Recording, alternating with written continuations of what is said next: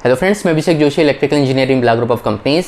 दोस्तों, आज हम लोग बात करेंगे वेरिएबल फ्रीक्वेंसी ड्राइव यानी कि वीएफडी के पावर सेविंग के बारे में। आज मैं आपको बताऊंगा कि अक्सर जब हम लोग ये कहते हैं कि वीएफडी को लगाने से पावर सेविंग बहुत अच्छी देखने को मिल जाती है, तो ऐसे में अगर इंटरव्यू में आपसे पूछ लिया जाए कि वीएफडी किस तरीके से पावर सेव करती है, वीएफडी में पावर सेविंग का रेशियो कितना होता है, किस रेशियो में वीएफडी से पावर सेव होता है, तो ऐसे कुछ क्वेश्चंस के टू द पॉइंट शॉर्ट में मैं आपको आज बताने वाला हूं इस वीडियो में। तो दोस्तों, बिना टाइम वेस्ट किए शुरू करते हैं। तो दोस्तों, सबसे पहले बात करते हैं प्रॉब्लम स्टेटमेंट के बारे में। मान लीजिए मेरे पास एक मोटर है जिसका रेटेड आरपीएम है 1500।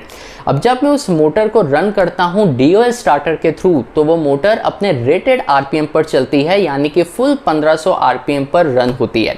ऐसे में जब तक मैं उस मोटर को रनिंग कंडीशन में रखूंगा, वो मोटर अपने रेटेड आरपीएम पर ही चलती रहेगी और उस हिसाब से जो भी पावर कंजम्पशन है उसे कंज्यूम करती रहेगी। बट अगर मेरी रिक्वायरमेंट मोटर का फुल आरपीएम है ही नहीं, अगर मेरी रिक्वायरमेंट मोटर के 70% आरपीएम से भी अचीव हो सकती है, तो मैं उस मोटर को कंटिन्यूसली 100% आरपीएम पर क्यों चलाऊं?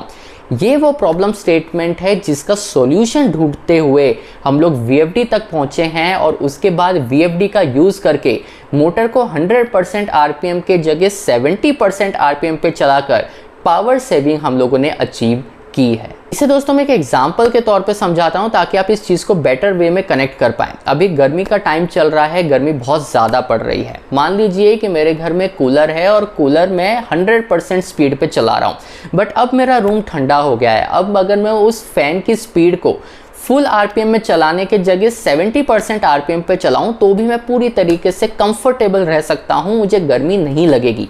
पर क्योंकि मेरे फैन में ये ऑप्शन ही नहीं है, मेरे कूलर में ये ऑप्शन नहीं है, तो मुझे कंटिन्यूसली कूलर को अपने रेटेड आरपीएम पर ही चलाना पड़ेगा, जिसके वजह से जो इलेक्ट्रिसिटी कंजम्पशन हो रहा है उसको मैं कंट्रोल नहीं कर पाऊंगा।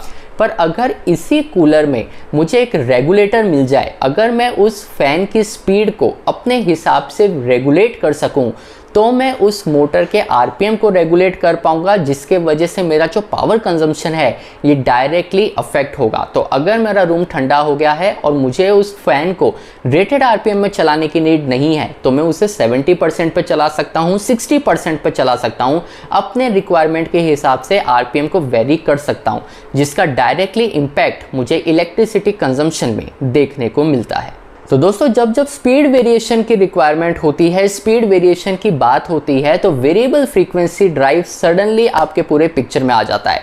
तो जब हम लोग वेरिएबल फ्रीक्वेंसी ड्राइव कहते हैं, तो जैसा कि आप सबको पता है कि ये एक ऐसा मोटर स्टार्टिंग मेथड है जहां हम वोल्टेज और फ्रीक्वेंसी दोनों को कंट्रोल कर रहे हैं मोटर के आरपीएम को कंट्रोल करने के लिए। तो बेसिकली वेरिएबल फ्रीक्वेंसी ड्राइव का यूज़ करके हम अपने रिक्वायरमेंट के हिसाब से मोटर के आरपीएम को वेरी कर सकते हैं।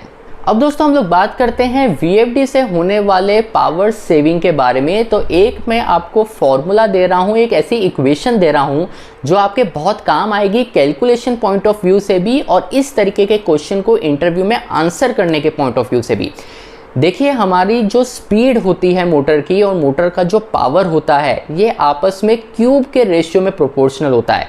इसका मतलब ये है कि आपकी मोटर कितना पावर कंज्यूम करेगी इज इक्वल्स टू उस मोटर के स्पीड का क्यूब होता है। इसका सीधा सा मतलब ये है कि अगर मैं मोटर के आरपीएम को थोड़ा सा भी कम करता हूं, तो पावर में मुझे बहुत ज़्यादा सेविंग देखने को मिलती है, क्योंकि power is directly proportional two cube of speed है।